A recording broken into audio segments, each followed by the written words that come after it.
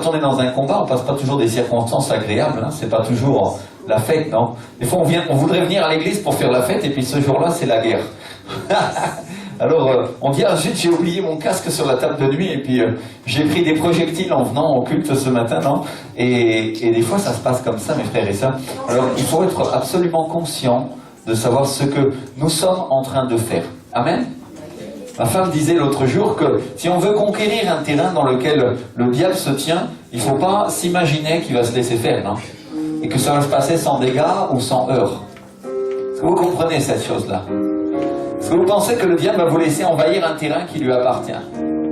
Quand tu veux conquérir un terrain pour ta propre vie, il faut l'arracher des griffes du diable. Dis-le à ton voisin, il faut l'arracher des griffes du diable.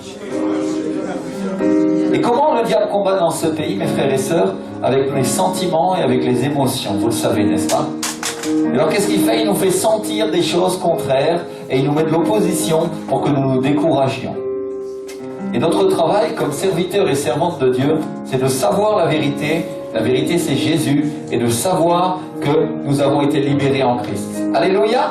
Ça veut dire que tôt ou tard, ce ciel de plomb qu'on peut sentir ce matin va tomber. Dis-le à ton voisin, à ta voisine, il va tomber.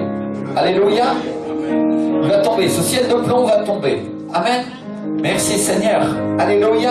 Alors, l'erreur que commettent beaucoup de chrétiens dans les combats, c'est de se décourager dès les premières batailles. Parce que vous savez, on sent tout ça et on dit, ah, Seigneur, c'est dur, non? Et on arrête de combattre, alors que c'est exactement le contraire qu'il faut faire. Dites avec moi, c'est exactement le contraire qu'il faut faire. Alléluia. S'il y a de l'opposition, c'est bon signe. Dites-le avec moi, c'est bon signe. Amen. Ça veut dire qu'on est en train d'appuyer là où ça fait mal. Si tu as mal, c'est bon signe, parce que l'ennemi aussi doit avoir mal. Amen. Et mes frères et sœurs, aujourd'hui, je voudrais que la peur change de camp. Aujourd'hui, je voudrais que l'Église, un cœur nouveau, puisse prendre un nouveau tournant et soit capable d'être des combattants célestes. Dites avec moi, combattants célestes. Alléluia. Des guerriers. Beaucoup d'entre nous ont réglé des péchés, ont avancé avec le Seigneur, se sont mis fermes avec le Seigneur cette année, et nous avons eu une grande percée et une grande avancée. Alléluia. Et on a pu faire une conférence, on a pu faire des choses incroyables qu'on n'avait jamais fait jusqu'auparavant. Et l'année nouvelle qui vient se profile avec des nouveaux défis, avec des nouvelles opportunités. Je vous annonce, mes frères et sœurs, qu'on est en train d'organiser quelque chose. Certains d'entre vous le savent déjà. On est en train de préparer une conférence. Pas de la même taille, mais le Seigneur va nous bénir. Alléluia. Alors juste, je voudrais que vous prier pour ça. Mais ce qu'on est en train de faire, ce n'est pas anodin. Est-ce que vous comprenez? Les meilleures batailles, c'est des batailles qui sont surprises, non? Des batailles dans lesquelles les troupes se sont préparées et elles sortent et elles gagnent le combat et elles arrachent des mains de l'ennemi. Amen. Jusqu'à présent, on a travaillé de manière amateur. Aujourd'hui, on va essayer de travailler de manière professionnelle. Vous êtes d'accord? Mais je voudrais qu'on devienne aussi des professionnels du combat spirituel. Parce qu'une église ne peut pas gagner du terrain s'il n'y a pas de combat spirituel.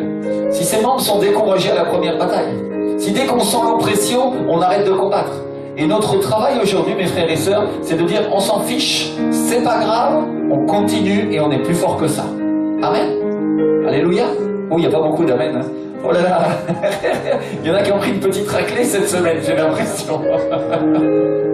Alléluia. Aujourd'hui, tu viens dans cette église parce que le Seigneur veut te ressourcer. Il y en a plusieurs qui écoutent aussi par Internet. Et je voudrais vous dire, mes frères et sœurs qui êtes à la maison et qui n'ont pas pu venir ce matin, juste laissez que le Saint-Esprit vous ressource et vous restaure parce que le Seigneur va vous donner des nouvelles paroles et vous allez comprendre comment faire la guerre. Alléluia. Dis à ton voisin, ta voisine, sois attentif ce matin parce que Dieu a une parole pour toi. Sois attentif, sois attentive. Alléluia. Et écoute bien parce que ça va te servir cette semaine. On va prendre ensemble 3 passages bibliques.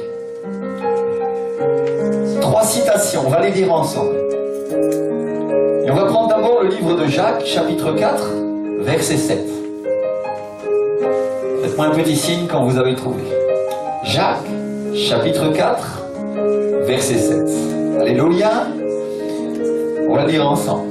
Soumettez-vous donc à Dieu, résistez au diable, et il fuira, où ça? Loin de vous. Alléluia. On va le relire ensemble. Soumettez-vous donc à Dieu. Dis-le. Soumets-toi donc à Dieu. Résiste à qui? Au diable. Il y a un diable, vous le savez, n'est-ce pas? Il faut lui résister. Dites avec moi, il faut lui résister. Et il va fuir où ça? loin de nous. On va le dire ensemble. Résiste au diable, soumets-toi à Dieu, et il veut fuir où ça? Loin de toi. Alléluia. Amen. Alléluia. Et il y a des chrétiens qui ne comprennent pas ces paroles parfois. Ils disent, mais moi je ne vois pas le diable. Et pourtant, quand tu ne sens pas la présence de Dieu, dis-toi bien que c'est parce qu'il y a une autre présence qui est ici et qui essaye de l'empêcher, n'est-ce pas? Est-ce que vous comprenez cela? Qu'est-ce que nous dit la Bible? Soumettez-vous à Dieu. Résistez à qui? Au diable. Et il va fuir, où ça? Loin de nous. Amen. Et on va lire ensemble Apocalypse, chapitre 12, verset 7.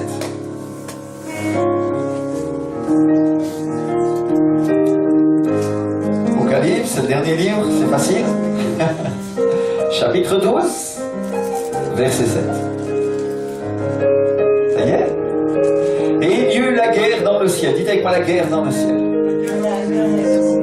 Michel et ses anges combattirent contre le dragon. Contre qui ils ont combattu? Contre le dragon, contre le diable. Et le dragon et ses anges combattirent. Mais ils ne furent pas les plus forts, et leur place ne fut plus trouvée dans le ciel. Dites avec moi, leur place n'a plus été trouvée dans le ciel. Mon frère, ma soeur, ça veut dire que le diable ne peut pas se tenir de toi et Dieu. Alléluia. Et il fut précipité, verset 9, le grand dragon, le serpent ancien appelé le diable et Satan, celui qui séduit toute la terre. Il fut précipité, où ça? Sur la terre. Ne soyez pas étonnés, nous vivons... Où est-ce que nous vivons, mes frères et sœurs? Sur la terre. Où est-ce que le diable a été précipité? Sur la terre. Et ses anges furent précipités avec lui. Dites-le avec moi. Les anges, qui sont les anges du diable? Ce sont des démons, n'est-ce pas? Et qu'est-ce qui leur est arrivé? Ils ont été précipités. Vous savez, il y a une classe d'églises religieuses que j'ai vue dans le monde entier qui déteste qu'on parle du diable. Non, non, pasteur, on ne peut pas parler du diable, non. Ça serait lui donner trop d'honneur. C'est vrai, on ne peut pas le glorifier. Et il parle d'une parole véridique, qui est véritable, qui dit qu'on ne doit pas glorifier le diable. Mais attention, c'est pas du tout ce qu'on est en train de faire, mes frères et sœurs. Nous sommes en train de le dénoncer. On est en train d'établir des principes spirituels pour nous dire exactement qui est qui et où se passent les choses et qui sont les puissances qui sont en ligne. Alléluia, vous connaîtrez la vérité et la vérité vous rendra libre. C'est pas biblique de ne pas parler du diable. Pourquoi c'est pas biblique? Moi je vais vous le dire, mes frères et sœurs. Parce que c'est écrit dans la Bible. On le lit dans le livre d'Apocalypse. Il a été précipité, le grand dragon, le serpent ancien, appelé le diable et Satan. Alléluia. Ça, l'ennemi est plein pour nous tromper. Il nous roule dans la farine. Et il dit aux gens, aux chrétiens, un peu religieux, non, non, ne parlez pas du diable. La Bible dit qu'il est menteur et père du mensonge, n'est-ce pas? Mes frères et sœurs, si on ne parle pas de lui pour le dénoncer, qu'est-ce qui va se passer? Il va nous tromper plus facilement. Tu ne peux pas vaincre facilement un ennemi que tu ne connais pas. Vous comprenez cela? Ne crois pas que tu as l'intelligence. Ne crois pas que Dieu, par l'opération surnaturelle du Saint-Esprit, va faire des choses sans toi. La Bible dit qu'il a fait de nous des collaborateurs avec Christ. Je voudrais casser aujourd'hui ce principe d'ignorance qui a été inculqué à l'Église française. Et dans beaucoup d'églises dans le monde, j'ai vu cela. La réalité, c'est que nous devons connaître notre ennemi. Alléluia. Et si nous nous réunissons, c'est pour lui faire la guerre. Dites avec moi la guerre.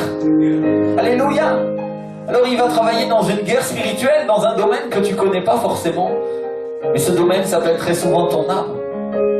Et des fois c'est dans ta chair. N'oubliez pas qu'il est un être spirituel.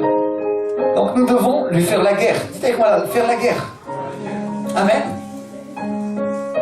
On va relire le verset 9.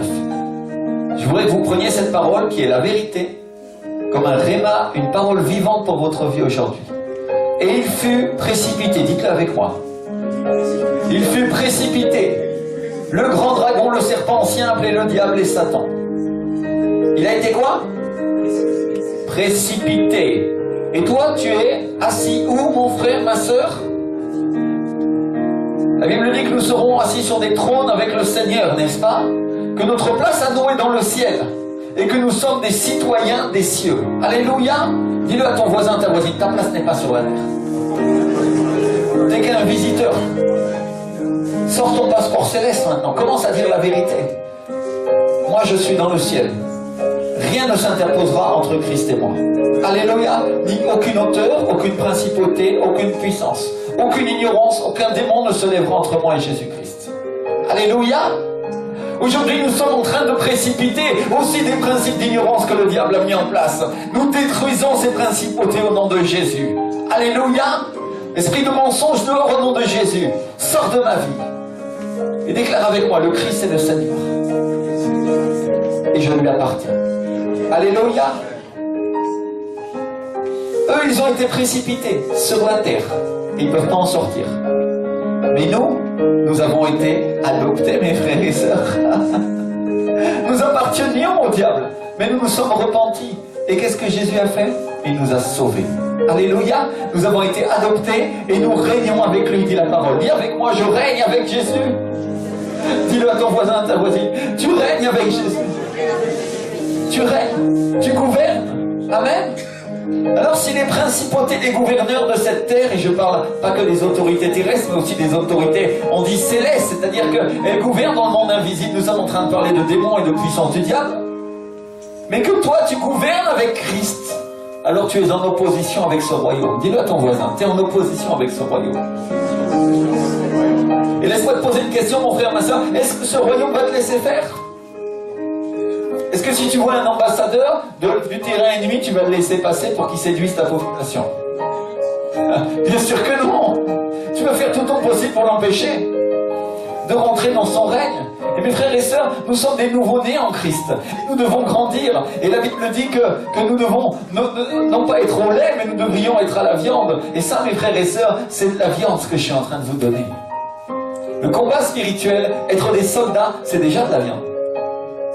On donne pas ça à un nouveau-né. Personne commence à rentrer en guerre contre le diable quand il vient juste d'être sauvé. Bien sûr, il a une guerre personnelle pour son territoire. Mais aujourd'hui, nous sommes en train de parler d'une guerre qui n'est plus au niveau de notre famille seulement, qui n'est pas au niveau de notre vie personnelle, qui n'est pas seulement au niveau de l'Église, mais qui est au niveau du territoire que nous allons envahir.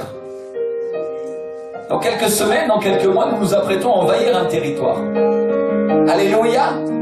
Et en même temps, on est en train de faire la guerre pour une sœur qui est malade et où le diable a envahi le territoire de son corps et la rend malade. Vous comprenez ce que nous sommes en train de faire?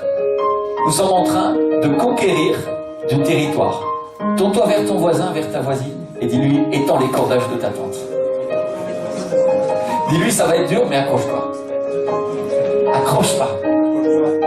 Accroche-toi. Ça va être dur, mais accroche-toi. Alléluia. Ça vaut la peine. Ça vaut la peine. Combien d'entre nous travaillent comme des chiens pour avoir des maisons, avoir des télévisions, avoir je sais pas quoi dans leur maison, n'est-ce pas?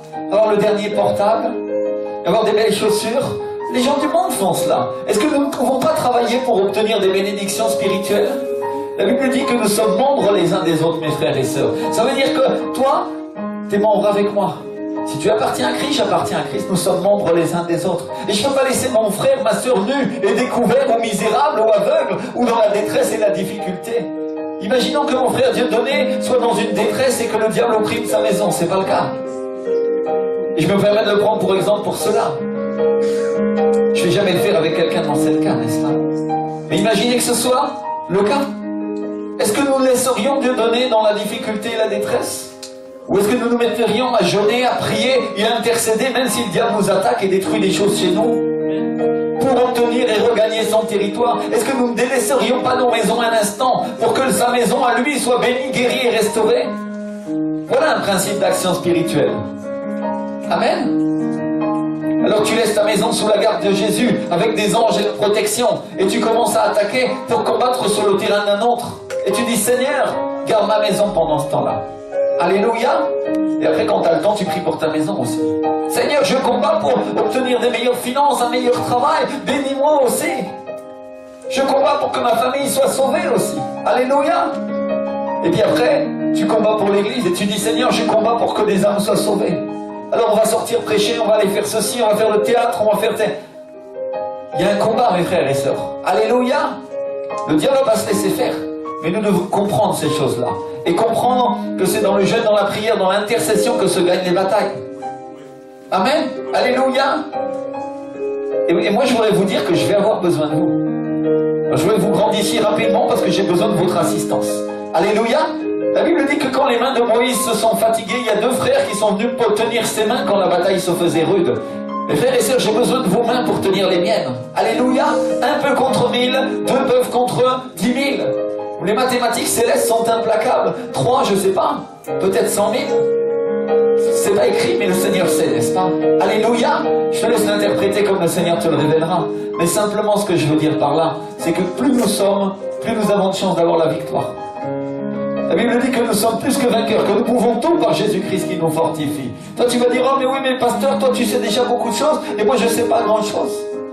Et moi, je vais te dire, mon frère, mais j'ai besoin de toi. Dieu t'a placé dans cette église parce que tu dois prier aussi, tu dois intercéder aussi. Et crois-moi une chose, je ne suis pas arrivé où je suis parce que je n'ai pas laissé ma maison pour obtenir des bénédictions pour d'autres. Parce que tu ne serais pas assis ici sinon. Est-ce que vous comprenez ces choses-là? Je voudrais juste me mettre comme un exemple aujourd'hui, non pas pour m'honorer, me glorifier, mais pour vous dire, j'ai fait cela pour vous, faites-le aussi pour d'autres. Alléluia. On a prié pour vous, pour que vos familles soient bénies, pour que vous gagniez du terrain, pour que vous avanciez. Vous aussi, gagnez du terrain pour les autres. Mais je vais vous dire une chose, Dieu a prospéré ma maison pendant que je faisais ça pour vous. Oh oui, Dieu s'est occupé de mes affaires. Occupe-toi des affaires de Dieu, tu verras comment Dieu s'occupe des tiennes. Amen. Alléluia. Merci Seigneur. Et le verset 10 d'Apocalypse 12 nous dit, et j'entendis dans le ciel une voix forte qui disait, maintenant, dis-le avec moi, maintenant, le salut est arrivé. Et la puissance, dis-le avec moi, et la puissance, et le règne de notre Dieu, et l'autorité de son Christ. Amen. Wow, tu as l'autorité de son Christ. Car il a été précipité, l'accusateur de nos frères, celui qui les accusait devant Dieu jour et nuit. Dites avec moi, il a été précipité. Il est tombé sur la terre. Et moi j'ai été élevé dans les cieux avec Christ. Et tu vas dire, bah oui, mais mon corps est toujours sur la terre. Oui, mais ton esprit est en connexion permanente avec Christ. Et crois-moi qu'il est assis. Et la Bible dit que les anges qui sont avec toi voient tous les jours la face du Père. Jésus l'a dit, n'est-ce pas? Est-ce que tu crois que tu ne règnes pas? Aujourd'hui, je voudrais défaire ce principe diabolique qui consiste à dire que nous vivons sur la terre et que nous devons vivre comme des habitants terrestres. Oui, nous ne devons pas scandaliser les autres. Oui, nous devons avoir une vie correcte. Oui, c'est vrai. Mais la vérité, mes frères et sœurs, c'est que nous sommes assis dans le lieu céleste et nous régnons avec Christ. Et l'accusateur n'a pas de pouvoir contre nous. Il n'a pas de puissance. Il est écrasé. Il a été précipité. Et son autorité est finie. Et le règne du diable est sous nos pieds. Vous savez quoi? C'est sous nos pieds. Fais le geste, sous mes pieds. Je veux que tu t'en rappelles, sous tes pieds. Au nom de Jésus. Alléluia. Merci Seigneur. Et on va prendre ensemble 1 Pierre chapitre 5, verset 8. Et on va lire les versets 8 à 10. 1 Pierre chapitre 5, verset 8. Première lettre de Pierre, faites-moi un petit signe comme ça.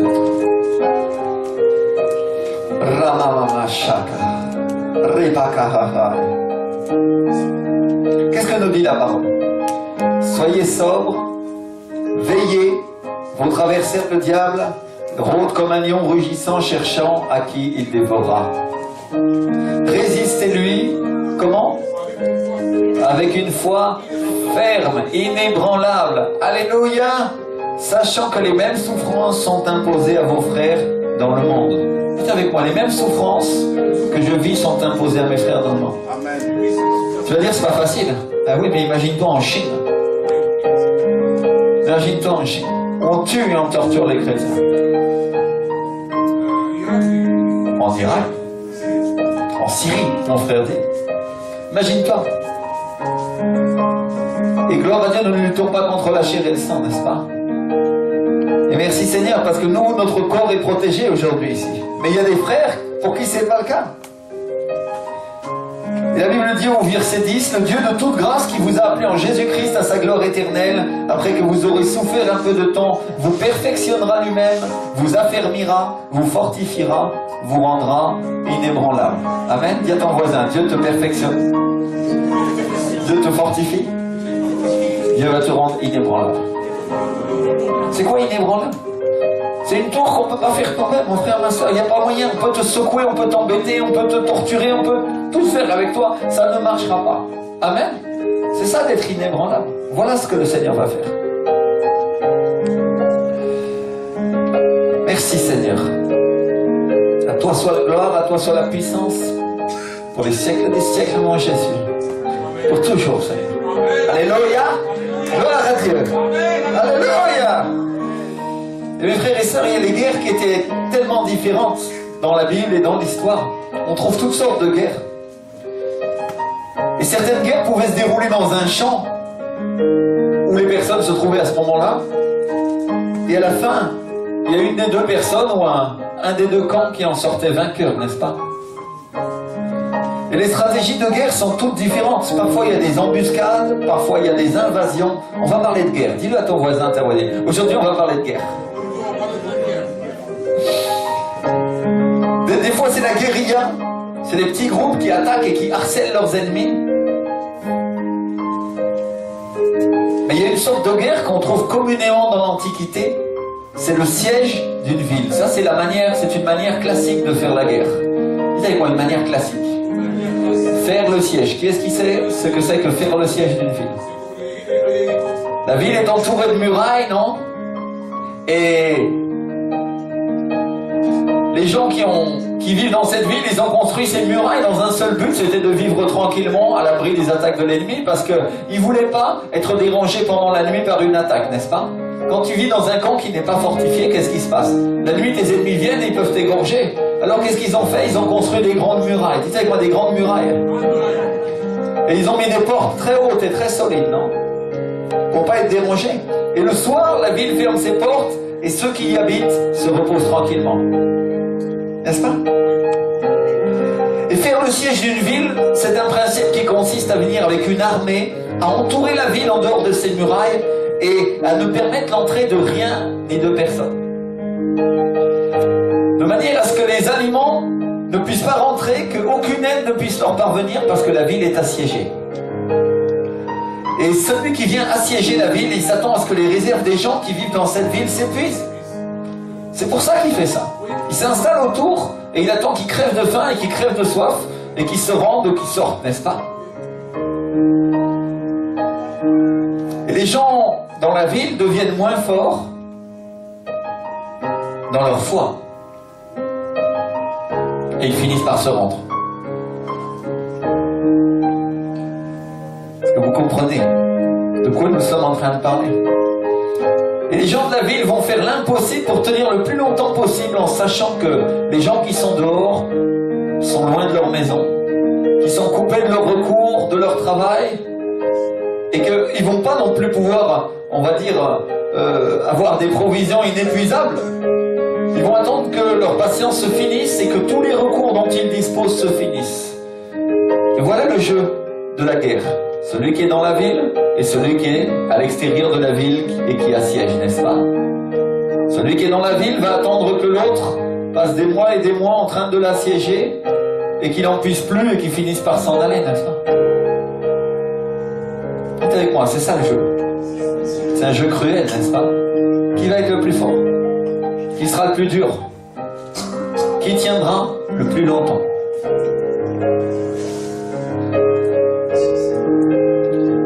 Et il y a deux solutions dans une telle situation. Soit les gens de la ville gagnent et les autres se retirent. Et dans une guerre de cette sorte, on va dire que les gens de la ville ont maintenu leur position. Dites avec moi, ils ont maintenu leur position. Ils sont restés fermes. Amen. Cette ville, on va dire qu'elle est demeurée ferme, elle n'a pas faibli et que ceux qui faisaient le siège se sont fatigués, non? Et leurs recours, leurs forces sont terminées, ils n'avaient plus d'autres recours et ils se sont retirés. Et quand ils ont vu que l'ennemi se retirait, alors on va déclarer parmi les nations que cette ville forte, a maintenu sa position. Vous savez quoi? Elle a maintenu sa position. Alléluia. Mais si la ville se rend, que ce soit pour diverses raisons, parce que ses habitants ont fait une brèche dans le mur, comme Comme Jérusalem, hein, c'est arrivé quand elle a été assiégée par les Babyloniens. Ils ont ouvert une partie du mur et ses princes s'enfuient, non? Ou parce que la ville ouvre ses portes et qu'elle se rend. On dit en termes militaires que la ville est tombée. Dites avec moi, elle est tombée.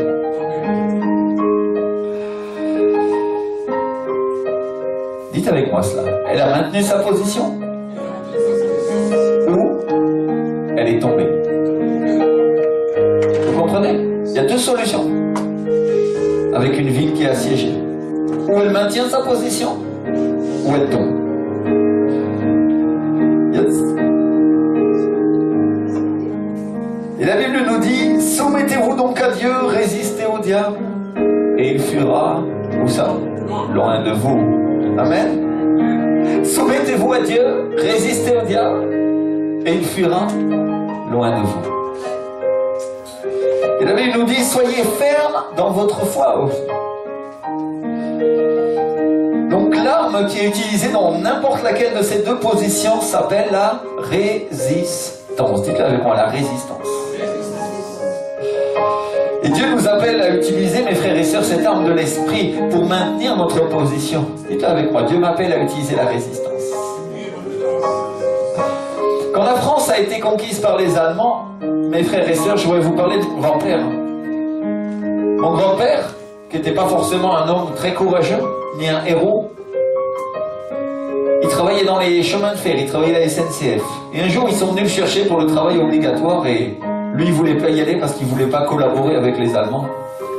Alors, ses amis l'ont caché. Et après, il savait qu'il allait être recherché, ils avaient son adresse. Alors, il est monté dans un camion qui l'a emmené pour entrer dans la résistance. Dites avec moi, la résistance. Et qu'est-ce qu'ils ont fait, la résistance? Eh bien, ils se sont cachés dans les forêts pendant des mois et des années. Et ils commettaient des attentats contre les autorités nazies ici qui torturaient et qui rendaient pauvres et malades les Français, on va dire malades, ils avaient rien.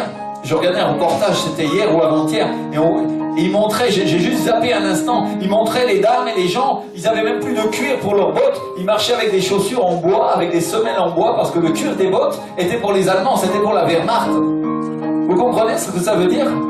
Imaginez-vous. Et la soie, ils montraient les dames qui avaient même plus de quoi se payer des badinons, parce que la soie, vous savez à quoi elle servait? À faire les parachutes. Alors, qu'est-ce qu'ils leur faisaient? Ils leur faisaient comment on appelle ça, des teintures pour qu'on ait l'impression qu'elles aient des barres. Et ils peignaient une couture derrière la jambe. Si vous imaginez dans quelle situation de pauvreté et de difficulté les Allemands avaient mis la France? Ils avaient mis la France à genoux. Il n'y avait plus rien, c'était horrible. Et les Juifs étaient déportés, on les exterminait tous les jours et presque personne n'en savait rien. À Dachau, à Auschwitz et dans tous ces endroits-là. Et pendant que tout le monde tournait les regards et se regardait qu'est-ce qu'il avait dans ses semelles de chaussures parce qu'il souffrait, personne ne se préoccupait de ce qu'arrivait aux Juifs. Pendant que la machine infernale faisait son travail, Hitler était possédé par un démon, mes frères et sœurs. Et pas un petit démon. Beaucoup, il dit mon frère, certainement. Les nazis étaient influencés par des démons. Et si l'Église de France avait fait son travail, croyez-moi, peut-être que la situation se serait passée autrement. Alléluia, Dieu a la puissance. Dites avec moi, Dieu a la puissance. Alors bien sûr, le Seigneur permet aussi parfois. Et Dieu a des plans parfois. N'est-ce pas? Mais nous devons comprendre et prendre conscience de notre position. Dis avec moi, Dieu t'appelle à la résistance. Regarde-le dans les yeux, ton voisin, derrière, devant. Dis-lui la résistance. Sois résistant. Toi qui nous regardes à la télévision, le Seigneur te dit aujourd'hui, sois résistant. Sois vaillant. Peut-être dans ta maison depuis très longtemps. Et tu ne peux pas venir à l'église, tu dis, j'habite loin. Mais le Seigneur te dit, sois vaillant, sois résistant. Je serai avec toi comme j'ai été avec tes pères. C'est une parole pour quelqu'un qui est assis dans son canapé en ce moment, qui est en train de regarder cela, et qui dit, est-ce que le Seigneur a une parole pour moi? Aujourd'hui, cette parole est pour toi. Reçois-la. Merci Seigneur. Seigneur, nous t'exaltons et nous glorifions ton nom, Jésus. Donc Dieu nous appelle à utiliser une arme de l'esprit qui s'appelle la résistance, dans le but de maintenir notre position et de faire tomber le diable, ou pour que nous puissions prendre son territoire. Alléluia. Dites avec moi, prendre son territoire. Et c'est quoi son territoire? C'est le monde. Ce qu'il y a autour de toi. Quand tu vois des affiches impures, quand tu vois des gens qui glorifient quelqu'un autre Dieu que Christ, ou qui vivent pour leur propre vie, Dieu t'appelle à prendre ce territoire. Alléluia. Eux, ils feront leur choix. Mais Dieu t'appelle à prendre ce territoire pour le Seigneur.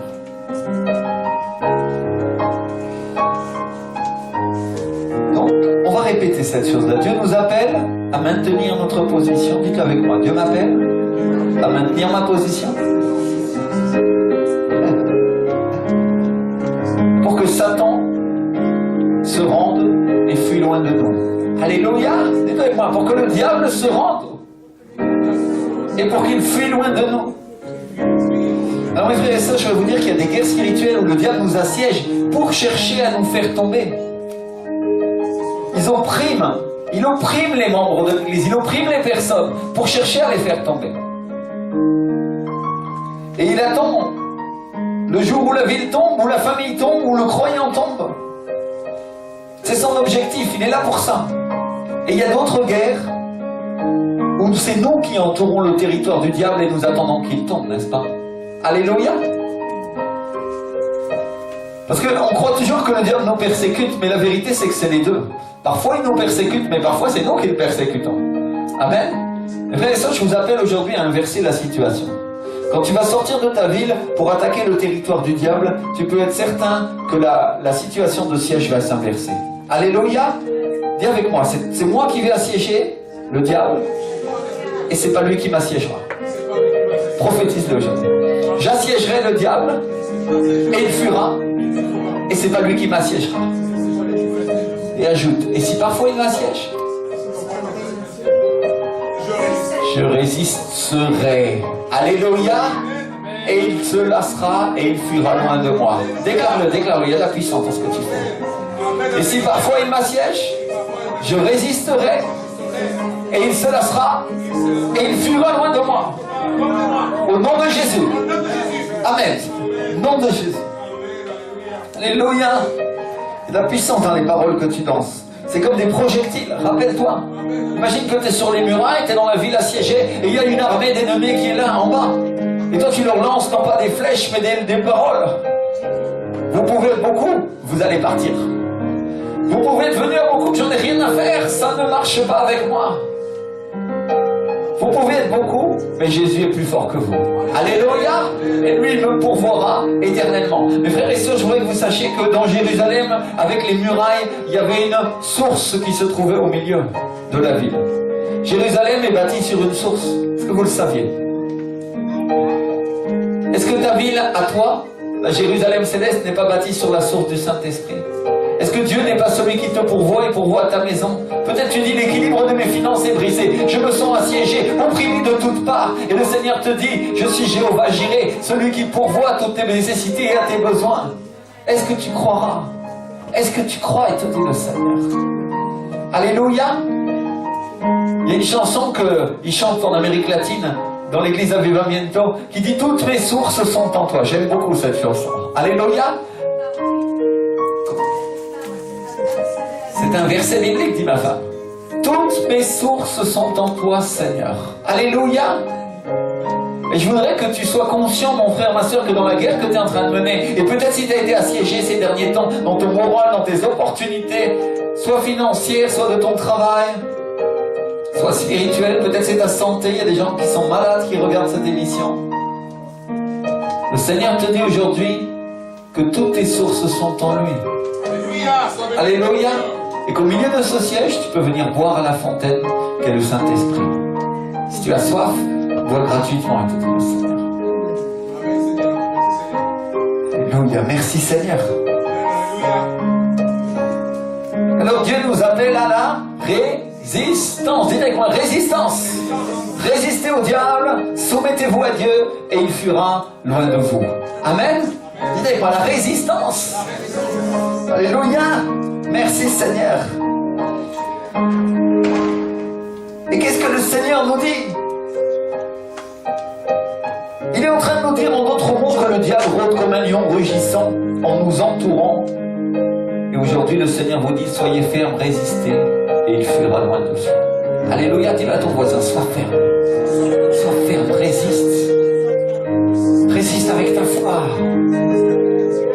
Et le diable va fuir loin de toi. Alléluia.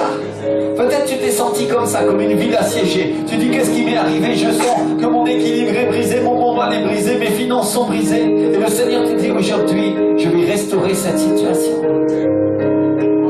Mon frère, ma soeur, résiste. Résiste, résiste, résiste. La puissance de Dieu est avec toi. Dieu t'aime. Et il n'a pas oublié qui tu es dans le Seigneur. Il n'a pas oublié quelle personne tu es et pourquoi il t'a sauvé. Alléluia. Merci Seigneur. Et Dieu fait cela pourquoi? Pour qu'un jour vous puissiez dire, nous avons maintenu la position. Avec moi déjà, j'ai maintenu ma position. J'ai maintenu ma position, je suis resté ferme face à mes ennemis. Je suis resté ferme face au découragement et au désespoir qui me faisait rester à ma maison et rester loin du Seigneur. Je suis resté ferme face à l'ennemi qui opprimait mes finances et j'ai décidé que Christ pourvoirait à mes besoins. Et Christ l'a fait. Je suis resté ferme face à ceux qui voulaient une religion tiède et froide et je suis devenu un vaillant guerrier bouillant rempli du Saint-Esprit.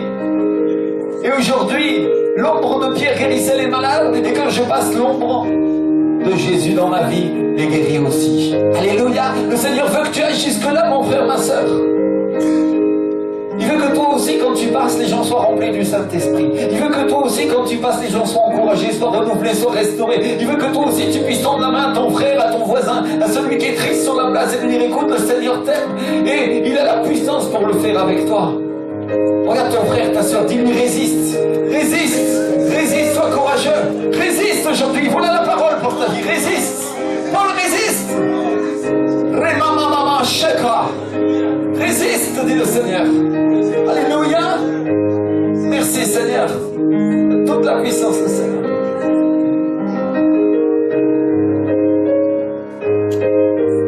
Et c'est amusant parce que si tu lis le livre d'Apocalypse, tu vas trouver que la Bible dit le contraire aussi. Elle dit que nous on a été créés pour conquérir, pour faire la guerre. Et pour qu'on puisse dire aussi, la ville est tombée et maintenant elle est à nous. Alléluia. Dis-le à ton voisin, ta voisine, Dieu t'a créé pour que ce soit toi qui assièges le diable. Alléluia. Bien sûr ça arrive qu'il t'assiège. Mais tu as été créé pour l'assiéger lui. Alléluia. Je veux que tu connaisses ton identité en Christ. Sors ton passeport céleste. J'ai été sauvé, j'ai accepté Jésus comme mon Seigneur. Et aujourd'hui, je sais que j'ai été créé pour assiéger le diable. Alléluia. Apprends à faire la guerre, mon frère, ma soeur. Bien sûr, il arrivera qu'il t'assiège. Mais toi, tu vas résister. Et qu'est-ce qui se passe? Le diable va fuir loin de toi. Alléluia. Et qu'est-ce qui se passe quand il a fui loin de toi? Oh, ne te repose pas sur tes lauriers, sois pas un paresseur. Qu'est-ce qu'il faut faire? Prépare-toi à sortir avec tes frères et sœurs à la guerre parce que c'est toi qui vas assiéger le diable dans son territoire. Qu'est-ce que les Israélites faisaient? Qu'est-ce que les Israélites faisaient, mes frères et sœurs, quand les ennemis fuyaient? Est-ce qu'ils les laissaient partir? Bien sûr que non, ils les poursuivaient pour les exterminer jusqu'au dernier. Jusqu'à ce qu'il ne reste plus un debout, mon frère, ma sœur. Les Philistins et tous les ennemis d'Israël était une image de démon aujourd'hui. C'est une image des choses à venir dans l'Ancien Testament. Qu'est-ce que Dieu t'enseigne? Tu ne fais pas la guerre contre le chair et le sang. Tes ennemis ne sont pas des personnes, ce sont des esprits du mal. Et quand ils t'ont assiégé et que Dieu les fait fuir, au nom de Jésus-Christ, qu'est-ce que tu dois faire? Tu dois les poursuivre jusqu'à ce qu'il n'y en ait plus un seul qui ose s'approcher de toi. Alléluia. Mon frère, ma soeur, quand tu as vaincu un ou plusieurs démons, qu'est-ce qui se passe? Dieu te met comme une barrette, n'est-ce pas? Il n'y a pas vraiment de grade dans l'armée du Seigneur, mais tu as acquis de l'autorité. Et la Bible dit que les démons craignaient Paul. Mais il y a d'autres personnes qui ne le craignaient pas, n'est-ce pas? Ça veut dire que tu dois apprendre à faire le combat spirituel, tu dois apprendre à être un homme, une femme en Jésus-Christ, avoir l'autorité que le Seigneur t'a donnée. C'est pour ça que tu es assis là. Le Seigneur veut te sauver, le Seigneur veut te faire avancer, mais il veut aussi que tu deviennes un vaillant guerrier. Alléluia. Il veut que les démons, quand ils s'approchent de toi, ils aient peur. Alléluia. Et on a vu ensemble depuis des années déjà, ceux qui sont là depuis longtemps, que qu'est-ce qui incommode les démons le plus? C'est l'onction. La présence du Saint-Esprit, la présence de Jésus sur ta vie, cette huile que Dieu place sur ta vie, c'est cela qui les incommode. Amen. Alléluia. Je vais toujours prendre cet exemple. Jésus est le bon berger, n'est-ce pas? Et qu'est-ce qu'ils font les bergers au Moyen-Orient pour éviter que les insectes tourmentent les brebis? Il y a beaucoup de moustiques, de mouches, de bestioles. Qu'est-ce qu'ils font? Ils les enduisent d'huile. Dites avec moi, ils les enduisent d'huile. Alléluia. Et les insectes ne peuvent pas se poser sur leur toison et ils s'en vont loin. Le Seigneur veut faire la même chose avec toi, mon frère, ma soeur. Il veut te donner l'onction du Saint-Esprit. Il veut te donner sa présence sur ta vie. Il veut que tu sois tellement rempli, tellement loin d'huile quand tu viens dans cette église, que qu'est-ce qui va se passer après? Les bestioles ne puissent pas se poser sur toi. Alléluia. Ils sont incommodés par la présence de Dieu. Amen. Merci Seigneur. Alors, je vais vous donner un autre exemple. Vous connaissez Daniel? Qui a lu le livre de Daniel? Alléluia. C'est dans l'Ancien Testament, c'est important de lire la Bible. Vous connaîtrez la vérité vous rendra libre. Alléluia. L'histoire de Daniel, elle est très importante. C'est une histoire prophétique. Quelque chose qui est arrivé à cet homme de Dieu pour que nous puissions en tirer des leçons et des conséquences dans notre vie d'aujourd'hui. Amen. Merci Seigneur. Daniel, il s'est réuni avec Anania, Michaël et Azaria. Ces hommes dont on a changé, dont le nom est changé en Shadrach, Meshach et Abednego. Et ils prennent une décision ensemble. Tu pourras lire à ta maison l'histoire de Daniel. Et cette décision, c'est maintenir la position. Dites avec moi, maintenir la position. Ils disent, nous n'allons pas faire comme fait le monde, on ne va pas manger la nourriture du roi de Babylone, on ne va pas vivre comme eux, on va vivre comme des fils des dieux, parce que c'est ce que nous sommes. Alléluia. Babylone, c'est aussi une image du monde, mon frère, ma soeur. Donc Daniel et ces jeunes hommes, cette décision-là, ils prennent la décision de maintenir leur position. Alléluia.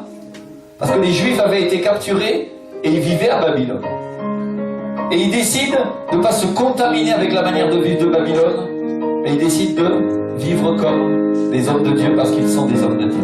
Alléluia. Et qu'est-ce qu'on vient de dire tout à l'heure? Que le diable a été précipité sur cette terre, mais que nous avons été adoptés et que notre position est en Christ dans les lieux célestes, que nous avons l'autorité pour gouverner et régner avec lui, c'est ce que dit la Bible. Alors mon frère, ma soeur, si tu vis dans une Babylone spirituelle ici, peut-être toi aussi tu peux prendre la décision comme ces hommes, de ne pas te contaminer avec les choses qui sont dans ce monde, de ne pas commettre les péchés. Dis Seigneur, aide-moi Saint-Esprit. Quand Daniel et ces jeunes hommes décident de ne pas manger la viande, non pas cette viande dont on parlait tout à l'heure, mais cette viande du roi, de quoi il était en train de parler? Mais de manger que des légumes, pourquoi il fait ça? De ne pas boire le vin non plus. C'est pas pour te dire de ne pas boire d'alcool, c'est pas le problème. Le problème, ça serait si tu te saoules avec. Ça, c'est un autre problème, n'est-ce pas? Mais pourquoi cette image dans la Bible? Pourquoi c'est écrit là? C'est écrit pour toi, mon frère, ma soeur. Les aliments, ce que tu manges, sont une représentation, une typification des choses que tu fais dans ta vie, des actes, de ce que tu commets. Tu peux manger des bonnes choses et faire des bons actes, ou commettre des péchés. Et ça représente un mauvais aliment. Quand Daniel et ces jeunes hommes se mettent à part, qu'est-ce qu'ils font? Ils disent non, on ne va pas pécher, parce qu'on a des fils de Dieu. Amen. Rappelle-toi, c'est pas par ta force, la Bible dit ni par force ni par puissance, mais par mon Saint-Esprit. Laisse le Saint-Esprit te transformer aujourd'hui. Laisse-le renouveler ton intelligence. Laisse-le te donner la chance de pouvoir être un fils de Dieu, une fille de Dieu. Bien sûr, ça arrivera que tu tombes, mais le Seigneur te relèvera. Alléluia. La Bible dit 7 fois le juste tombera et 7 fois il se relèvera. Si tu viens d'arriver en Christ, c'est pas par ta force, c'est pas par ta puissance, mais c'est par la puissance du Seigneur. Amen. Alléluia. Et ça s'apprend d'obéir à Dieu. Et ces gens disent, on ne va pas faire comme tout le monde, on ne va pas manger cette nourriture, on va vivre comme des fils de Dieu. Et dans cette condition, au-delà de la faim, parce qu'ils ont décidé de manger seulement des légumes, Dieu les honore et leur donne une position spéciale. Dites avec moi, une position spéciale. La Bible dit qu'il n'y avait eu personne comme eux dans tout le royaume, et qu'en tout ce qui concerne les sujets difficiles qui réclamaient de la sagesse et de l'intelligence sur lesquels le roi les interrogeait, il les trouvait 10 fois supérieurs à tous les magiciens et les astrologues qui étaient dans tout son royaume. Vous pouvez le trouver en Daniel, chapitre 1, verset 20. Pourquoi ils étaient supérieurs aux gens de l'occultisme? Parce qu'ils avaient le Saint-Esprit. Alléluia. Quand tu as le Saint-Esprit, Dieu veut te révéler des choses qu'il révèle à personne d'autre. C'est cela la sagesse de Dieu. Et la Bible dit que le roi les a placés à ses côtés comme un conseiller. Et un peu plus tard, ce roi a un rêve que personne n'arrive à interpréter. Et Daniel réunit ses amis et ils se mettent à prier. Et Dieu donne l'interprétation à Daniel qui la donne au roi Nabuchodonosor. Et Nabuchodonosor promeut Daniel comme chef de tous ses conseillers. Et Daniel parle au roi de ses amis et il leur fait remettre la gestion de la province de Babylone. Mes frères, ma soeur, ils sont promus aussi. Dites avec moi, Daniel est promu et ses amis aussi. Alléluia. Est-ce que Dieu peut pas te promouvoir dans ton travail? Bien sûr que si. Amen. Alléluia. Il y a un frère qui n'est pas là, mais qui m'a donné témoignage qu'il venait de recevoir une augmentation de salaire. Le Seigneur l'a promu. Le Seigneur l'a béni. C'est une marque d'obéissance au Seigneur. Dieu l'a béni dans son travail. Alléluia. Mon frère, ma soeur, quand tu obéis à Dieu, qu'est-ce que ça veut dire? Dieu va s'occuper de tes affaires. Dieu va s'en occuper quand tu choisis de faire ce qu'il dit lui, d'être dans l'intégrité. Dieu va s'occuper de tes affaires. Amen. Mais un jour vient où le roi Nabuchodonosor, et vous trouvez ça dans les chapitres suivants, il élève une statue d'or gigantesque qui convoque les nations parce qu'il était roi des rois. Parce qu'il régnait sur toute la terre et la Bible dit que tous les rois lui étaient soumis. Et il fait un édit qui dit qu'à chaque fois qu'on écoute les instruments de musique, et il les mentionne tous, vous pouvez lire tous ces instruments anciens, c'est incroyable. Et il dit qu'à chaque fois qu'on écouterait ces instruments de musique, les gens des nations devraient se prosterner et adorer l'image qu'il avait levée. Nabuchodonosor. Et ces hommes, Shadrach, Meshach et Abednego, ils n'acceptent pas cette condition-là. Ils n'allaient pas renier leur foi. Ils n'allaient pas faire ça. Ils n'allaient pas se prosterner devant une image faite par des hommes. Et mes frères et sœurs, ça leur a coûté la menace de leurs amis, de leurs compagnons. Jusqu'à ce que ces mêmes amis racontent la chose au roi et lui disent « Il y a des juifs qui ne t'écoutent pas au roi et ils ne se prosternent pas devant ton image. » Alors le roi, énervé, les a fait appeler et il leur dit « Est-ce vrai? Parce que si vous ne vous prosternez pas devant cette image maintenant, je vais vous faire jeter dans cette fournaise qu'on va faire chauffer 7 fois plus fort que d'habitude. Fournaise ardente. » Et ils ont résisté. Dites avec moi, ils ont résisté. Alléluia. Ils ont résisté. Mon frère, ma soeur, si moi je te mets devant une fournaise ardente et que je te dis si tu adores quelque chose d'autre que Dieu,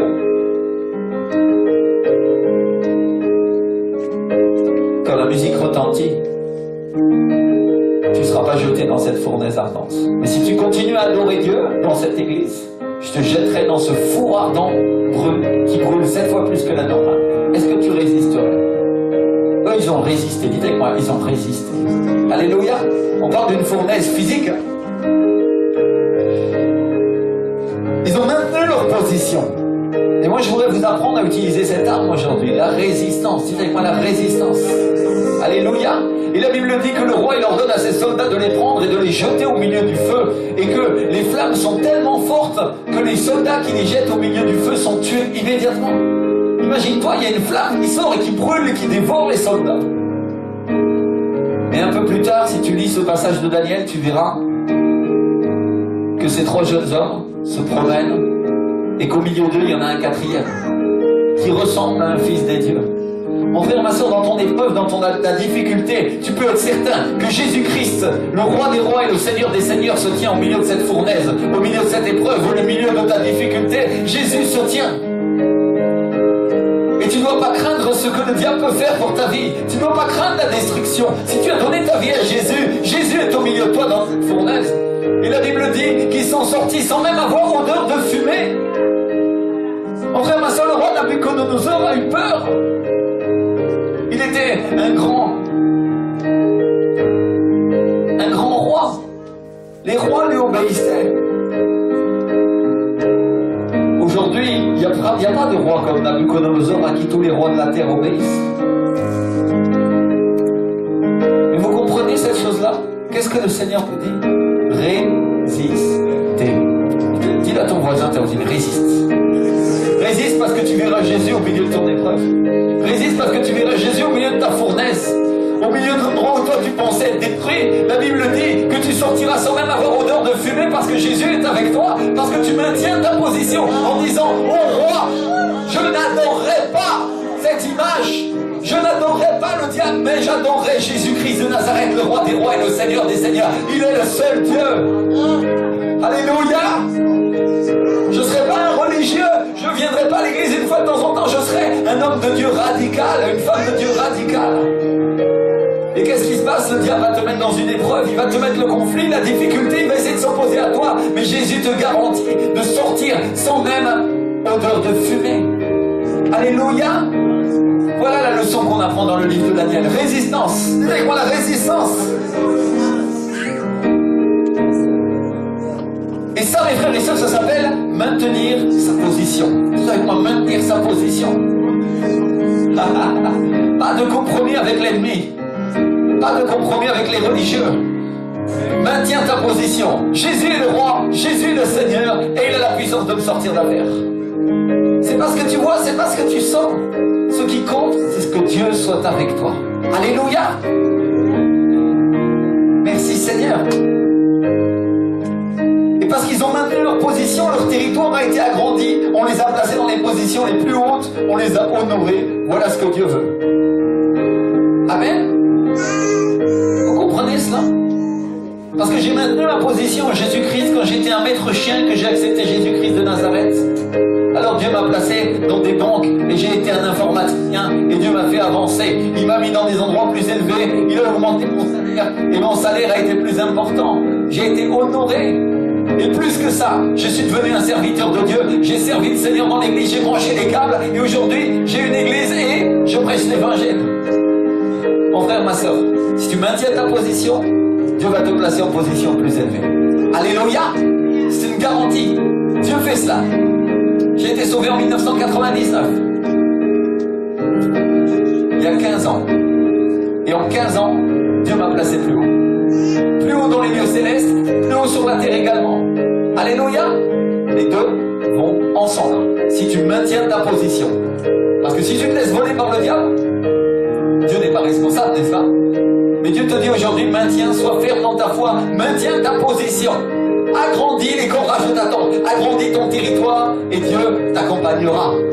Amen. Oh, il n'y a pas que l'argent, mes frères et sœurs. Ce qui est le plus important, c'est le salut. Ce qui est le plus important, c'est d'être un homme, une femme qui comprend les choses de l'esprit, qui connaît Dieu. Ça a toute la richesse du monde. Le Saint-Esprit est mon meilleur ami. Si tu le connais, lui, tu peux perdre tout ce que tu as, mais lui, il restaurera tout. La Bible dit que même la verge d'Aaron a refleuri un bâton tout sec, mes frères et sœurs. Même si tout est mort dans ta vie, mais que le Saint-Esprit est ton ami parce que tu appartiens à Jésus, il est l'Esprit de Jésus et il est Dieu. Il est l'Esprit de la vie. Il est l'Esprit qui a ressuscité le corps de Jésus. Alléluia. Quand les morts ressuscitent, c'est le Saint-Esprit. Et il a cette puissance. La vie. Dites avec moi la vie. Si tout est mort dans ta vie, si ta famille est morte, si tes finances sont mortes, si ta vie est morte, mais que tu as ressuscité avec Jésus, réjouis-toi parce que le Seigneur va redonner vie à tout cela. Tout reverdira autour de toi. Ça sera un champ abondant et un jardin. Le Dieu qui a créé le ciel et la terre, qui a fait toutes ces choses, qui fait pousser en son temps et en toute saison, et qui donne la vie éternelle, est avec toi et il est ton ami. Sois un bon ami pour lui. Sois un bon ami pour lui. Alléluia. Et on va prendre encore un autre exemple de ce que c'est que maintenir la position. Pardonnez-moi si c'est un peu long, mais je voudrais aujourd'hui que ce cours de guerre spirituelle soit quelque chose qui vous permette d'atteindre des objectifs que Dieu a pour vous. Église de Cœur Nouveau, vous êtes appelés à aller de l'avant. Et mes frères et sœurs, quand l'église de Jésus est née il y a 2000 ans, et que les gens ont commencé à se convertir, que 3000 ont été baptisés, et que plus tard 5000 se sont unis à eux, vous trouvez ça dans le livre d'Actes des Apôtres. C'était déjà devenu une église de plus de 8000 personnes à Jérusalem. Et les pharisiens, les leaders religieux ont commencé à être jaloux. Alors ils ont appelé les apôtres, ils les ont emprisonnés, ils les ont fait se tenir le jour suivant devant tout le monde, devant le tribunal religieux qui était le Sanhédrin, et ils leur ont interdit de parler dans le nom de Jésus. N'est-ce pas? Imagine-toi confronté devant un tribunal ou menacé de mort, un autre aurait fermé sa bouche. Il aurait dit, je ferais mieux de me taire parce que ces gens-là vont me tuer.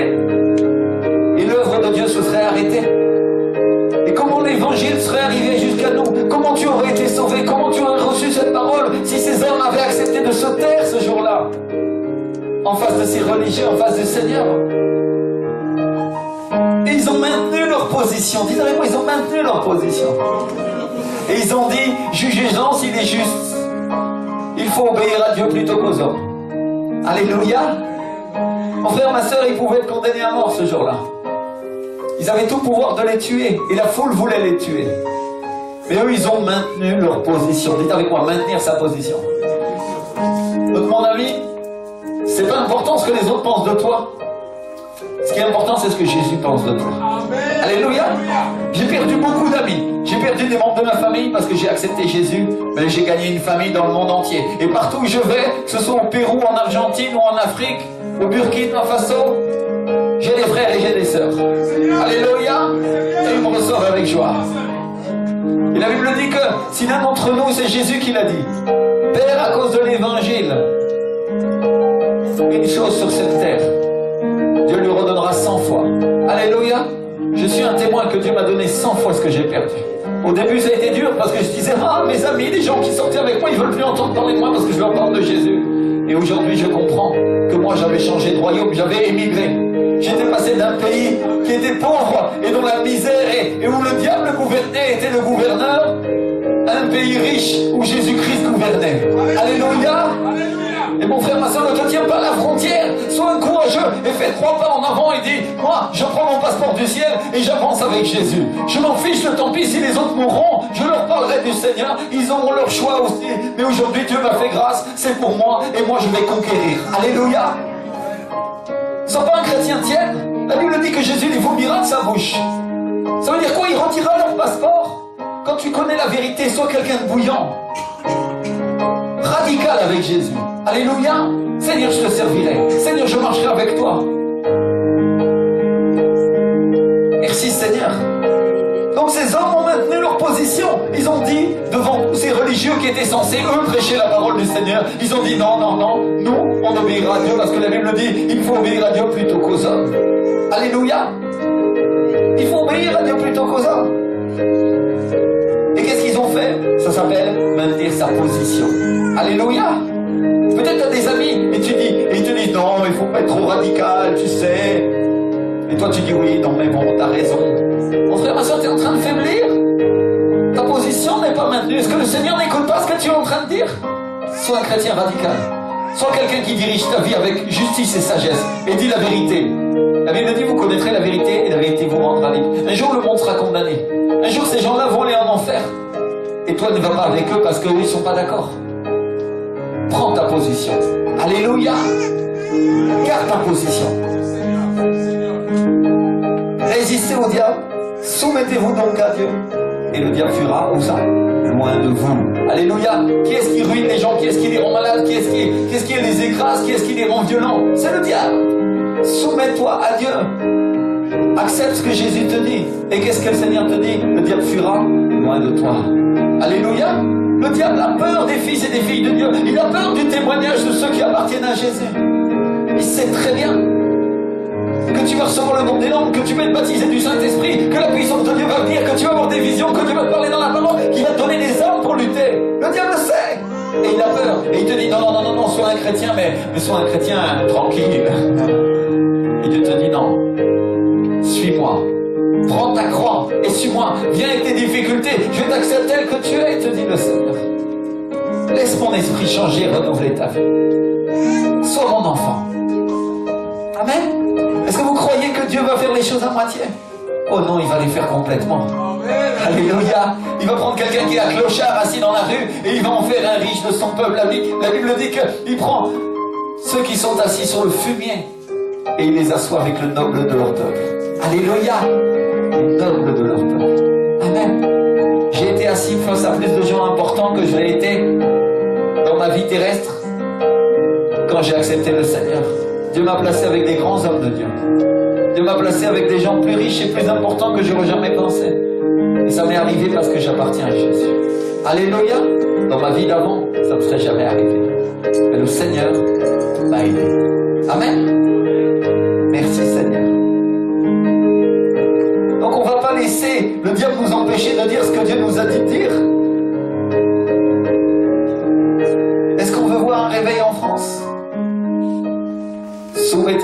à Dieu. Résistez au diable. Et le diable fuira. Où ça? Loin de vous.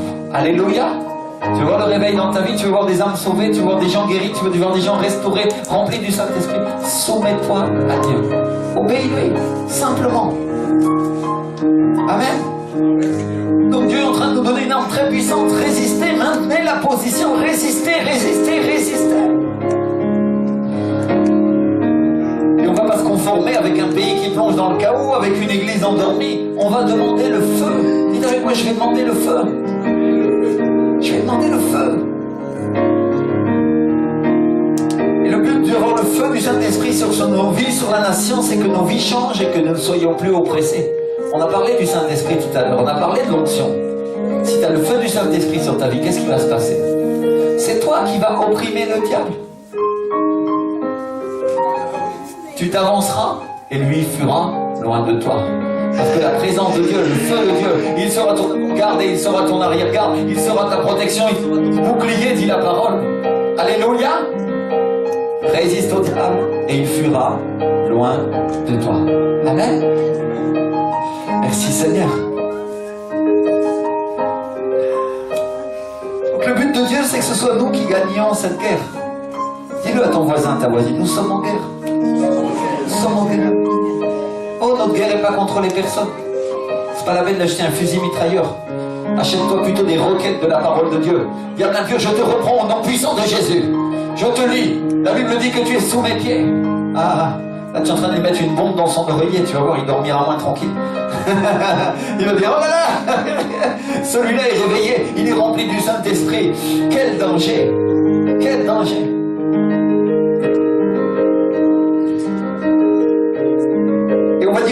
Diable, tu ne toucheras plus nos vies, tu ne toucheras plus notre santé, tu ne toucheras plus nos frères et sœurs. On a parlé qu'on devait combattre pour nos frères et sœurs, qu'on était une famille, qu'on devait prier, on devait jeûner pour que les autres aussi soient libérés. Alléluia. Diable, tu ne toucheras plus notre économie. Amen. Merci Seigneur. Et mes frères et sœurs, quand les Hébreux ils ont pris Jéricho, c'était une guerre de siège. Dites avec moi, une guerre de siège. Ils ont assiégé la ville, mais c'était Dieu qui les guidait.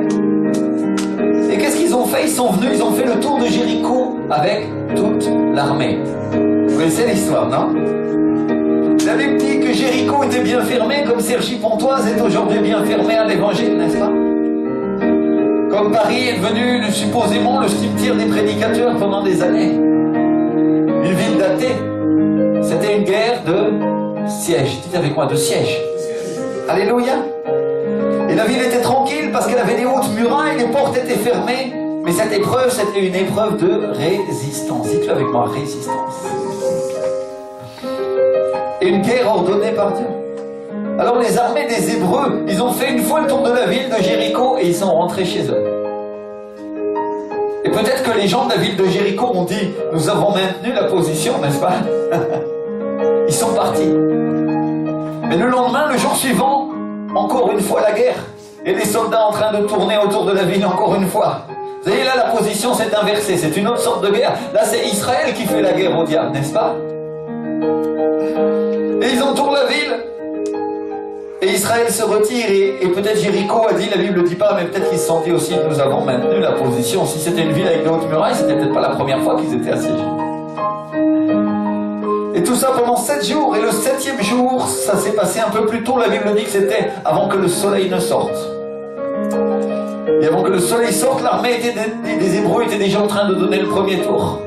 Et à la fin du premier tour, ils ont dit ça va se passer comme les 7 jours suivants, les 7 autres jours. Ils vont rentrer chez eux. Mais là, ils ont donné un deuxième tour, non?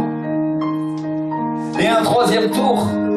Et peut-être que les gens de la ville de Jéricho se sont dit mince, là, ils ont changé la stratégie. Alléluia. Imagine que le diable soit en train de dire ça de nous. Mince, l'église, un cœur nouveau a changé la stratégie. Cette fois-ci, elle ne va pas se retirer, elle va rentrer dans le combat. Et 3 fois, 4 tours, 5e tour, 6e tour, 7e tour, et les Hébreux ont poussé un cri puissant. Wouah! Et qu'est-ce qui s'est passé? La Bible dit que la muraille de Jéricho s'est écroulée parce que le Seigneur a fait écrouler la muraille. Alléluia. Alors les Hébreux sont rentrés dans la ville et ils ont pillé et ils ont tué tous leurs ennemis. C'est ce que le Seigneur veut que nous fassions. Il veut que nous rentrions dans la ville, nous chassions tous les démons, nous les mettions dehors et nous pillions et nous dépouillions notre adversaire, le diable, au nom de Jésus-Christ. Alléluia. Ça, c'est le but de Dieu. Que les gens soient sauvés. Voilà l'objectif de Dieu. Amen. Merci Seigneur. Et notre guerre, mes frères et sœurs, c'est pas seulement une guerre défensive. Jésus nous dit que quand un homme fort et bien armé garde sa maison, tout ce qu'il possède est en sûreté. Mais si un plus fort que lui survient et le dompte, il lui enlève toutes les armes dans lesquelles il se confie et il distribue ses dépouilles. Luc 11, 22, 21 et 22. Mon frère, ma sœur, Dieu t'appelle à ce que tu distribues les dépouilles, parce que Jésus-Christ, l'homme plus fort que l'homme fort qui tient cette ville, est avec toi et il va gagner ce combat si tu lui obéis et que tu fais ce qu'il te dit. Peut-être tu t'es lassé, ça fait plusieurs fois que tu fais le tour de la ville et tu dis quand est-ce que cette ville va être sauvée, quand est-ce que va y avoir un vent de l'évangile et la puissance de Dieu et la prédication va atteindre les gens. Mon frère, ma soeur, le jour où ça va être le moment, la muraille va tomber et qu'est-ce qui va se passer? Les gens vont recevoir le salut, ils vont courir en masse pour recevoir le salut. Alléluia. La Bible dit, ils courront au pain, au vin et à l'huile. Ils vont courir pour le pain qui est la parole de Dieu. Ils vont courir pour le vin nouveau qui est la présence et le renouvellement dans le Saint-Esprit. Et ils vont courir pour l'huile qui est l'huile de l'onction. Alléluia, qui est la présence du Saint-Esprit. Ils courront pour la recevoir. Mais c'est à nous de faire notre part. Nous devons faire la guerre. Dis-le à ton voisin, tu dois faire la guerre. Défends ta maison. Mais défends la maison du Seigneur aussi. Alléluia. Merci Seigneur. Et notre guerre, c'est une guerre de conquête. Et cette conquête, elle va s'arrêter quand? Jusqu'à ce que le diable tombe. Dis-le à ton voisin, jusqu'à ce que le diable tombe dans ta vie. Dis-lui, je m'arrêterai de prier pour toi quand le diable sera tombé dans ta vie. Je m'arrêterai de prier pour toi quand ta famille sera restaurée, quand tes finances seront bénies. Je m'arrêterai de prier pour toi, je m'arrêterai de faire la guerre quand tu auras été rétabli. Alléluia. Parce que toi aussi tu vas devenir un soldat qui va m'aider à conquérir et à sauver d'autres personnes. Toi aussi. C'est le but de Dieu. Merci Seigneur. Alléluia. Et Dieu nous a donné des armes qui sont dans sa parole pour faire la guerre. Et la Bible nous dit dans le livre d'Apocalypse, ils ont vaincu à cause du sang de l'agneau et à cause de la parole de leur témoignage. Alléluia. Est-ce que tu donnes le témoignage de ta vie dans la rue? Est-ce que tu dis ce que Jésus a fait pour toi? Est-ce que tu racontes? Il y a tellement de gens qui ont besoin de le savoir. Ils ont besoin. Et la Bible dit, ils n'ont pas aimé leur vie jusqu'à craindre la mort. Ça veut dire que ce sont des gens qui résistent jusqu'à la mort. Dis-le avec moi, jusqu'à la mort. Jusqu'à la mort. On peut te torturer, on ne peut pas te prendre Jésus. Jésus a dit, ne craignez pas ceux qui peuvent tuer le corps. Craignez celui qui a le pouvoir sur votre âme. Craignez Dieu. Vous comprenez ça? Ce que les autres pensent n'a pas d'importance, ils peuvent se moquer de toi. Ne les crains pas. Crains celui qui a le pouvoir sur ton âme. Amen. Et ça, cette arme que Dieu nous a donnée pour tenir, s'appelle la résistance. Alléluia. Reçois la résistance, mon frère, ma soeur. Reçois la résistance. Sois solide. Quand Israël a reçu la promesse que Dieu allait les sortir de l'esclavage, ils ont commencé une guerre de résistance. Et on va finir avec ça. Le pharaon, qu'est-ce qui s'est passé? Il s'est énervé, non? Et lui qui représente le diable, il s'est énervé, il a dit doublez leur travail, ne leur donnez plus de paille pour qu'ils fassent les briques. Vous trouvez ça dans le livre de Genèse. Affligez-les, flagellez-les, n'est-ce pas? Et si Israël voulait être libre parce que c'était la promesse de Dieu, il devait résister au diable. Soumets-toi à Dieu, résiste au diable, et il fuira loin de toi. Amen. Et ils ont persévéré, ils ont dit nous devons aller adorer Dieu. Comme tu es en train de dire, je dois aller adorer Dieu le dimanche, je dois prier le vendredi, je dois adorer Dieu. Comme tu résistes le matin et tu te lèves tôt et tu commences à prier, tu dis Seigneur, cher Saint-Esprit, sois mon ami, viens glorifier Jésus dans ma vie. Alléluia, tu résistes. Le monde te dit que tu dois faire autre chose. Peut-être tu dois regarder les nouvelles parce qu'il faut être au courant. C'est bien de regarder les nouvelles. Mais c'est plus important d'avoir les nouvelles du ciel avant d'avoir les nouvelles de la terre. Peut-être tu peux rater un quart d'heure de nouvelles à ton petit déjeuner, regarder les nouvelles dans le train et prendre un quart d'heure ou 20 minutes pour prier et dire Seigneur, remplis-moi. Résiste. Alléluia. Mais eux, les Hébreux, ils ont persévéré. Ils ont dit nous devons aller adorer notre Dieu. Et la première conquête est venue. Parce que pendant la résistance, viennent des conquêtes. Dis-le à ton voisin, ta voisine. Pendant que tu vas résister, il y a des conquêtes qui vont venir pour ta vie. Il y a des conquêtes qui vont venir. Et le pharaon, il a dit, c'est bien, adorez-le sur cette terre. Et en d'autres mots, il est en train de leur dire, vous pouvez avoir des églises, vous pouvez faire des cultes au milieu de la terre d'Égypte, on vous y autorise. Mais ça, mon frère, ma soeur, c'est une offre médiocre. C'est médiocre. Et si tu veux plus que ça, entre dans une guerre de résistance. Alléluia. Parce que le diable va dire, oui, bien sûr, tu peux venir à l'église pour adorer, il n'y a pas de problème. Mais c'est une offre médiocre, mon frère, ma soeur. Dieu veut que tu conquières le pays. Est-ce que tu comprends ça? Dieu veut une liberté totale. Totale.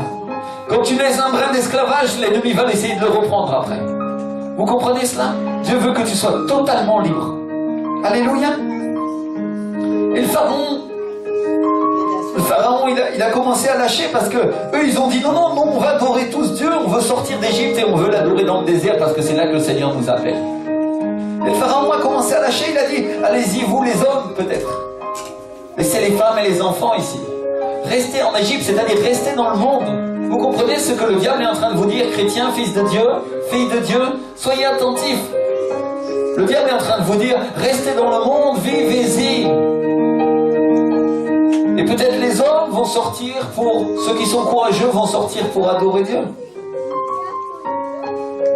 Et là, ils n'avaient plus seulement le droit de faire des cultes en Égypte, mais les hommes pouvaient sortir et adorer dans le désert. Ils ont gagné du terrain. Mais mes frères et sœurs, laissez-moi vous dire une chose. Ne vous laissez pas amadouer par des petites promesses. Nous voulons 100% de la promesse de Dieu. Alléluia. Dis-le à ton voisin, le Seigneur veut te donner 100% de ce territoire.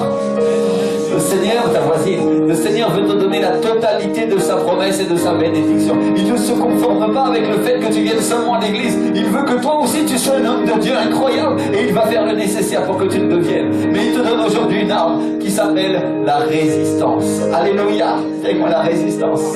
Alléluia. Moi, si tu es un chrétien tiède, tu n'as aucune chance de comprendre cette parole. Mais le Seigneur aujourd'hui te dit, aujourd'hui sois renouvelé dans ton intelligence. Reçois l'intelligence. Alléluia. Reçois l'intelligence. Change. Et Dieu voulait 100% de la bénédiction. Une bénédiction dans tous les domaines. Bénédiction dans le domaine spirituel, bénédiction dans le domaine matériel, bénédiction dans sa famille, bénédiction dans ses rêves, bénédiction dans tous nos chemins, bénédiction en toutes choses. Israël résiste. Résiste. Alléluia. Et au cours de cette résistance, le diable continue à lâcher des morceaux. Le pharaon, qui représente le diable, il dit allez-y, allez-y les hommes, allez-y les femmes, allez-y les enfants, mais que l'argent reste ici, non? Et mes frères et sœurs, je voudrais vous dire une chose. Il ne faut pas se conformer seulement à aller au ciel. Gloire à Dieu pour le fait que toutes nos familles puissent être sauvées. Je me réjouis de cela. Celui qui n'a pas encore conquiert-le. C'est ta priorité. Gloire à Dieu qu'il manque aucune personne pour recevoir le salut. Je veux être sûr que toutes les personnes aient reçu cette bénédiction, non? Mais je veux qu'ils aient reçu la bénédiction du ciel et la bénédiction de la terre. Rappelez-vous la bénédiction de Joseph. Dieu m'a dit, cette bénédiction qui est sur la tribu de Joseph est pour toi. Donc elle est pour toi aussi, mon frère, ma soeur. Et moi, comme pasteur de cette église, mon travail, c'est de m'assurer que tu reçoives toute la bénédiction. La bénédiction céleste et la bénédiction terrestre. Alléluia. Les deux sont liés. Les deux sont liés. Pourquoi tu vas laisser ça entre les mains du diable? Pourquoi tu vas laisser l'argent que le Seigneur veut te donner entre les mains du diable pour qu'il en fasse du mal? Ça ne lui appartient pas. Et les Hébreux ont résisté. Alléluia. Ils ont résisté. Et qu'est-ce qui s'est passé?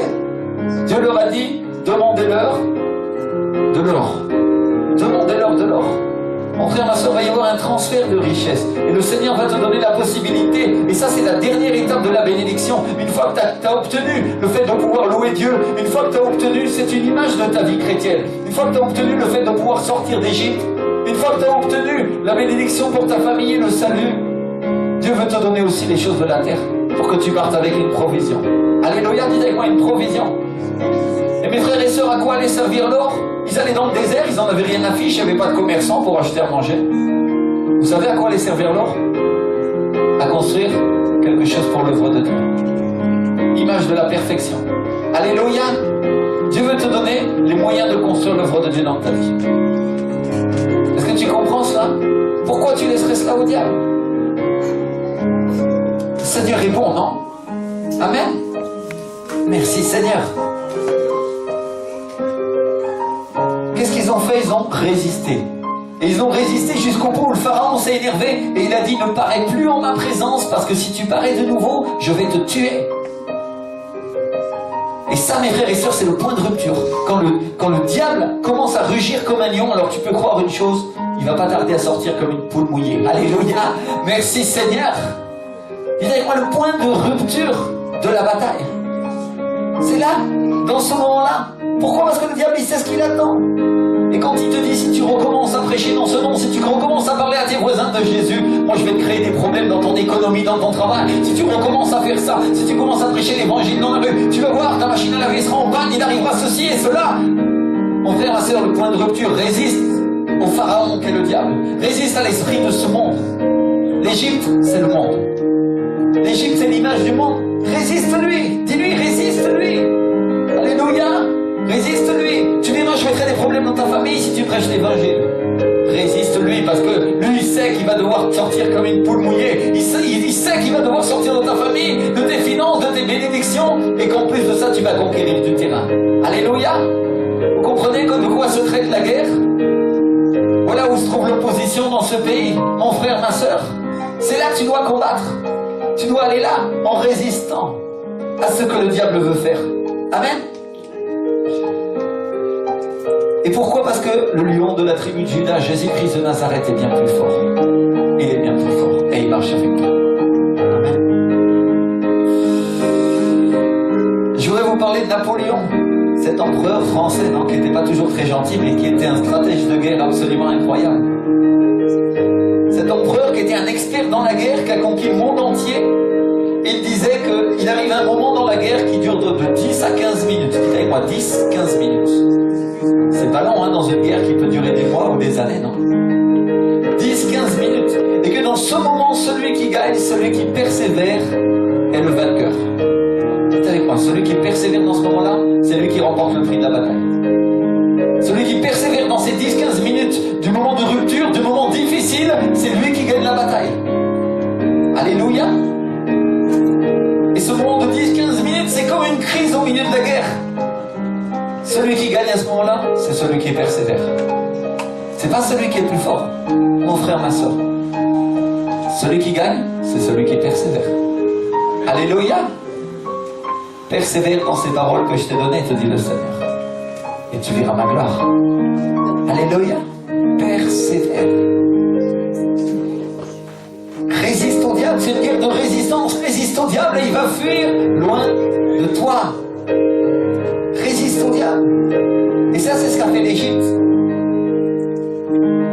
Quand le pharaon a dit: oui, je ne veux plus voir ton visage, parce que si je le vois encore, tu mourras. C'est là qu'il y avait un point de rupture. Alléluia. Dites avec moi, un point de rupture. Le pharaon ne supportait plus celui qui était envoyé par Dieu, qui est une représentation. Moïse est une représentation de Jésus-Christ. C'est une typification de Jésus. Alléluia. Il ne supportait plus. C'est pas possible. Et le lendemain, l'Égypte est tombée. Les richesses de l'Égypte sont passées entre les mains d'Israël. Et je suis en train de parler de quelque chose qui se passe dans le monde spirituel, mon frère, ma soeur. Quand il vient quelqu'un de plus fort qui lit le diable et qui lui retire tout son butin, non?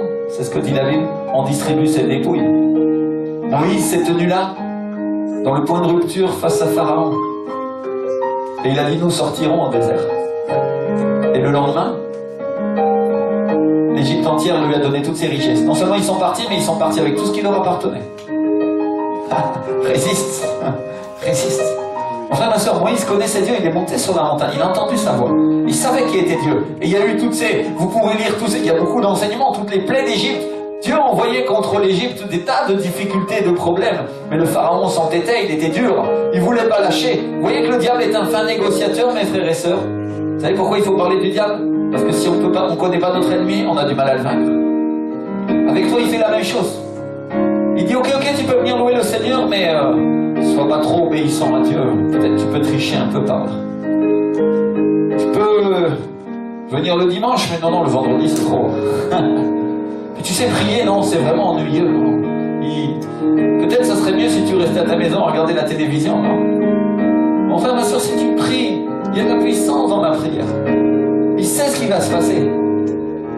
Il sait que si tu obtiens cette bénédiction et que tu deviens un homme, une femme de prière, qu'est-ce qui va se passer? Je ne parle pas de quelqu'un qui résiste des prières toutes faites. Je parle de quelqu'un qui connaît Dieu et qui a une discussion avec lui et qui écoute sa voix, mais qui obtient des choses et qui arrache des choses au pouvoir du diable.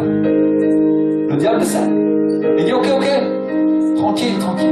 Peut-être tu peux aller à l'église une fois de temps en temps. Peut-être tu peux adorer Dieu comme tu veux, mais non, en esprit, en vérité, surtout pas. Pas comme tous ces fanatiques. Pourquoi il dit ça? Parce qu'il a peur. Il a peur que toi, si tu rentres et tu es emmené dans le lieu céleste avec Jésus, qu'est-ce qui va se passer? La présence de Dieu va être sur toi. Et tu vas devenir comme Pierre, comme Paul, comme ces hommes de puissance qu'il y avait dans la Bible. Et qu'est-ce qui se passe quand tu fais ça? Tu as une vie qui n'a pas de compromis. Qu'est-ce qui se passe quand tu as une vie qui n'a pas de compromis?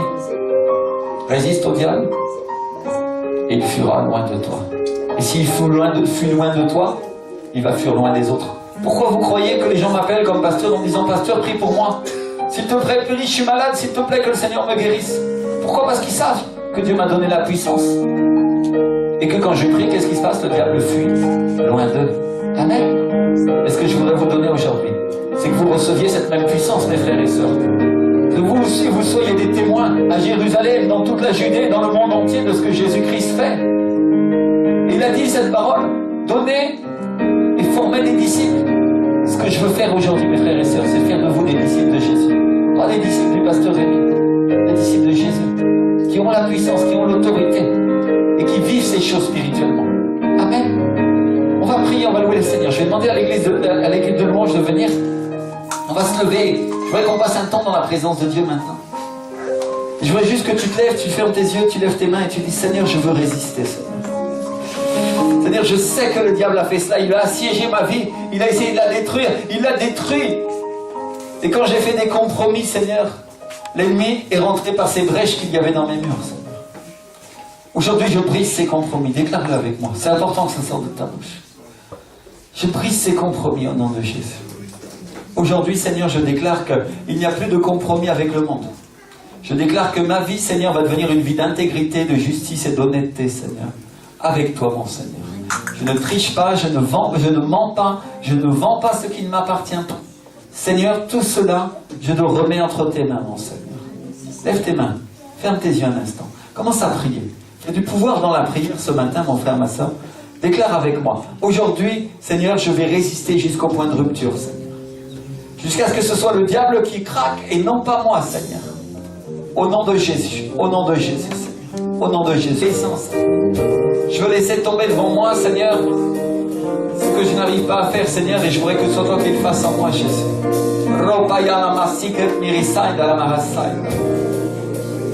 Alléluia, résiste, mon frère, ma soeur. Résiste. Il y a une opposition très forte en ce moment. Il y a un combat qui est en train de se livrer entre la chair et l'esprit dans ta vie. Et il y a un démon qui veut t'empêcher de t'approcher de Dieu. Sois courageux. Lève-toi aujourd'hui. Lève-toi comme un guerrier. Déclare avec moi, Seigneur, je veux être obéissant, Seigneur. Je veux être obéissant, Jésus.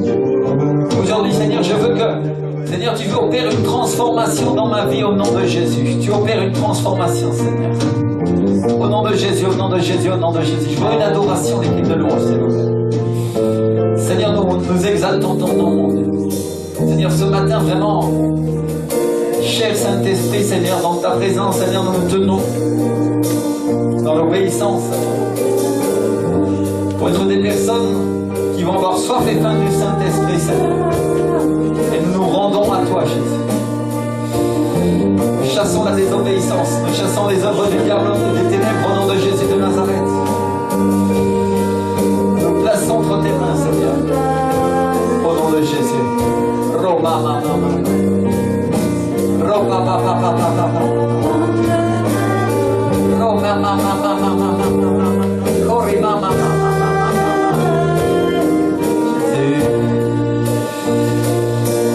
Alléluia, le Fils de Dieu a vaincu les œuvres du diable. Je reprends l'esprit qui te paralyse aujourd'hui au nom de Jésus. Qui paralyse cette vie au nom de Jésus. Au nom de Jésus. Alléluia, alléluia. Alléluia, alléluia. Je reprends l'esprit qui paralyse ta vie. Au nom puissant de Jésus de Nazareth. Au nom puissant de Jésus.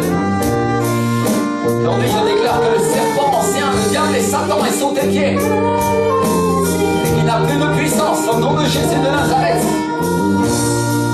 Roma, mama, mama, mama. Koreba era mashaya.